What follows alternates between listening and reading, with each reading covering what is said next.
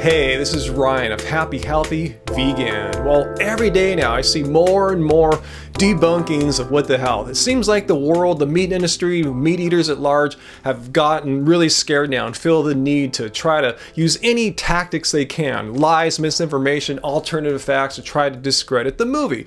And there's so many, I just can't hope to respond to them all. But I'm going to respond to the best of the best here. Beef Magazine. Yeah, the meat industry is indeed running scared. They came out with such a horrible debunking that I just couldn't help but respond. It's even worse than Joe Rogan. It's just filled with misinformation and lies the whole way through. Beef Magazine says that the movie, along with the filmmaker's other movie, Cowspiracy, are nothing but just misinformation, drama, and pseudo-science. We shall see.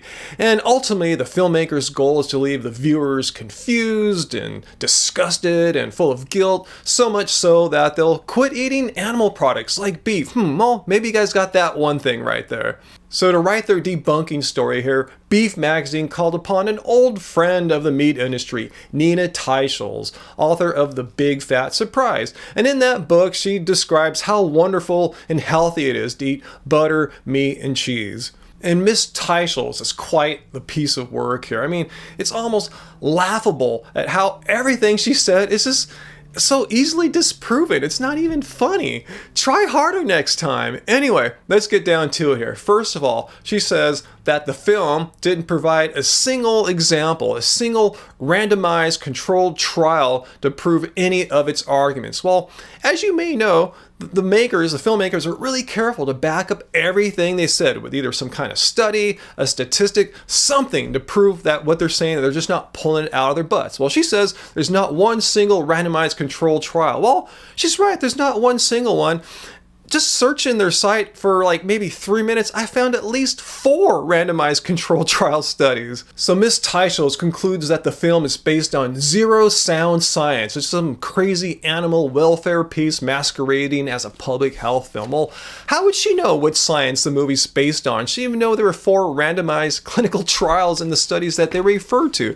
Has she refuted any of them, let alone the several hundred others? Speaking of several hundred others, there's a mountain of science out there backing this stuff up. But just not the filmmaker's claim. She's just woefully ignorant or intentionally ignorant because of her connections to the meat industry. Anyway, check out Dr. Garth Davis's book here, Proteinaholic. I know I've shown this a few times, guys, but she needs to see this. In the back, there's about 700 studies here published by just regular medical doctors, researchers. They're not vegan animal rights activists or anything like that.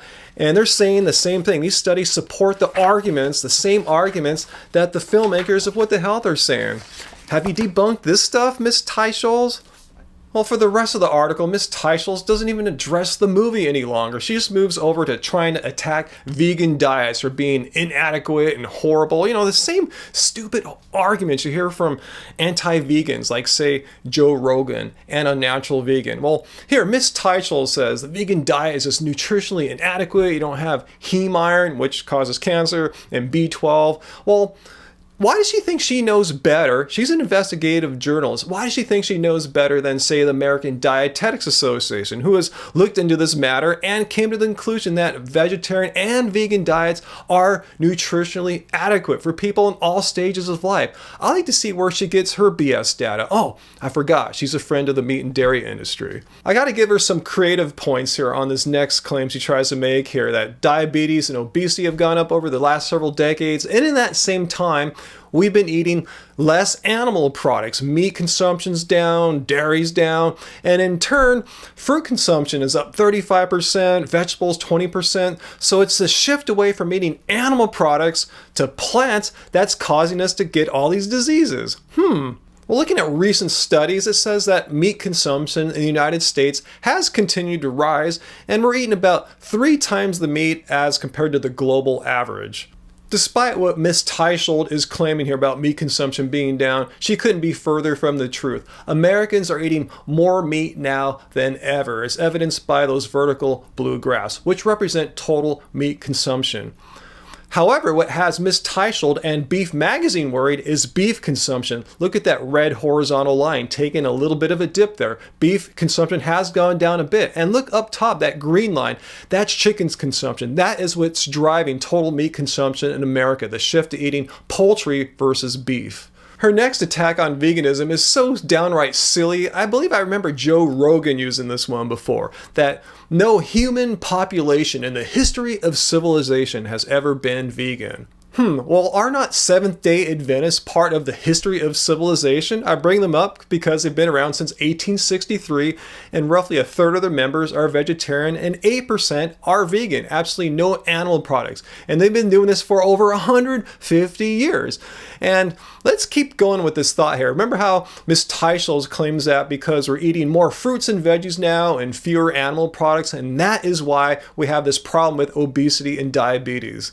Let's talk about obesity first. In the Adventist Health Study, researchers compared body mass indexes of different kinds of Adventists, being vegan, vegetarian, or meat eating. And look, in the green bars there, for males and females, they had the lowest BMIs. Vegetarians had slightly higher BMIs, and there on the far right, those orange bars, the highest ones are for the meat eaters, directly contradicting what Miss Teicholz was trying to claim there. And the same holds true for diabetes. Those who eat no meat, the vegans, had the lowest rates of diabetes. Vegetarians had higher rates, and the highest belonged to the meat eaters, and even higher than them were those who ate a standard American diet.